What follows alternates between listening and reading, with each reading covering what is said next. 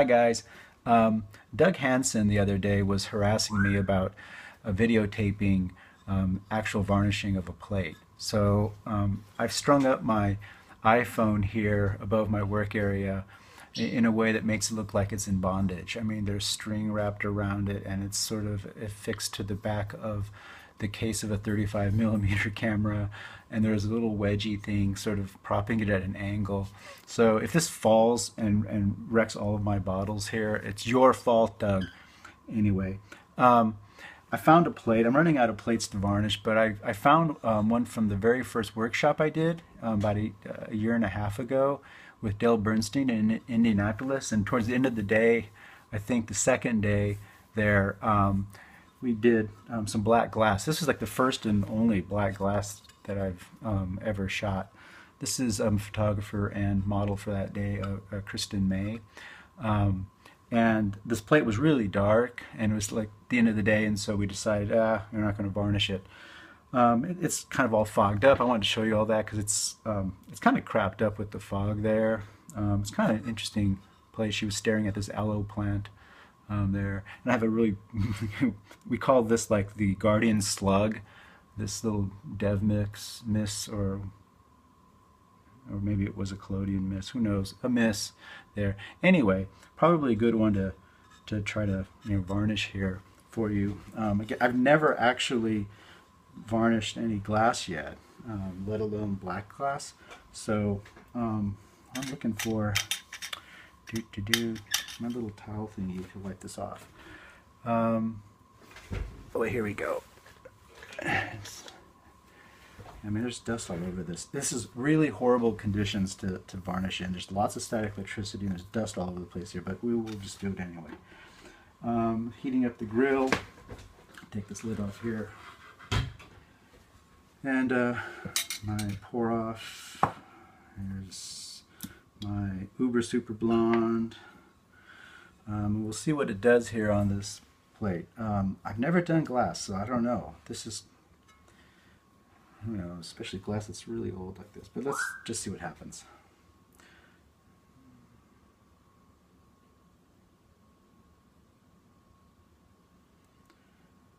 Yeah, my mix for this shellac is kind of thin. I think I'm going to make it thicker next time. There's some advantages and disadvantages of doing it thin. It says little islands. One thing about doing it thin is I can just move this around and get rid of those little islands. I did put quite enough on, but that looks good. All right. Since it's not going to set really quickly because there's a good deal of alcohol in it, I could move it corner to corner, not worry about it drying, and kind of assure that it's well covered. The trick is always to, as you know, try to minimize that pour off edge thickness, but still keep it thick enough on the opposite edge. So yeah, it's weird doing a glass like this. Is just I'm pouring off, I guess. I didn't really intend to pour off quite yet, but let's see what happens here.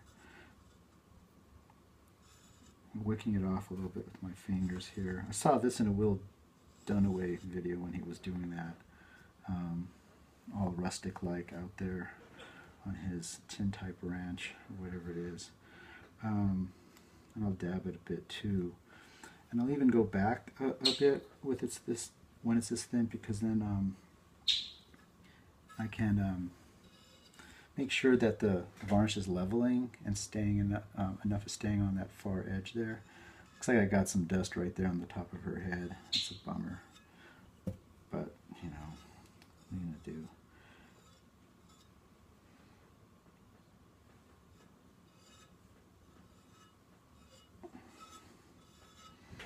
Okay.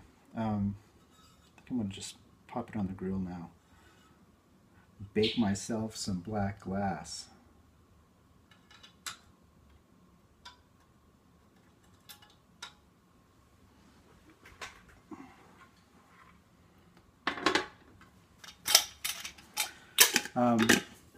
I'll bake that for about, 5-10 minutes or so. And sometimes I'll keep an eye on that edge there on the bottom, like I already see it, and it's already forming a bit of a little backwash line there. And I will sometimes actually try to tip this in a way to minimize that. You know, I think that's really the only thing I'm trying to work on now, is to minimize that while maximizing it in the corner. I mean, I could pour it off pretty quick and wick it all and keep it vertical for, you know, 20-30 seconds, and you know, I don't get that line, but then it gets kind of thin on that side. So I mean, this is one reason I think I'm going to thicken my blend a little bit, maybe go back a little bit more to normal. Maybe there's a reason for it to be normal.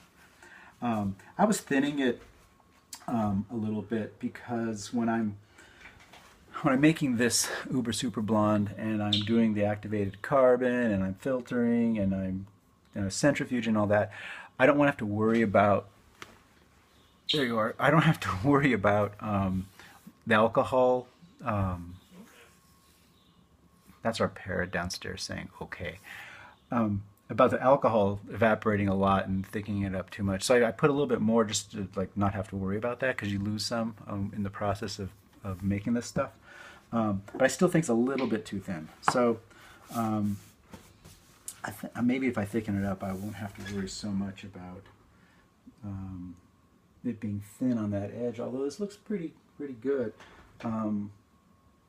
Yeah, I will take a shot of it after it dries. I'll probably keep it on there, like I said, about 5-10 minutes. I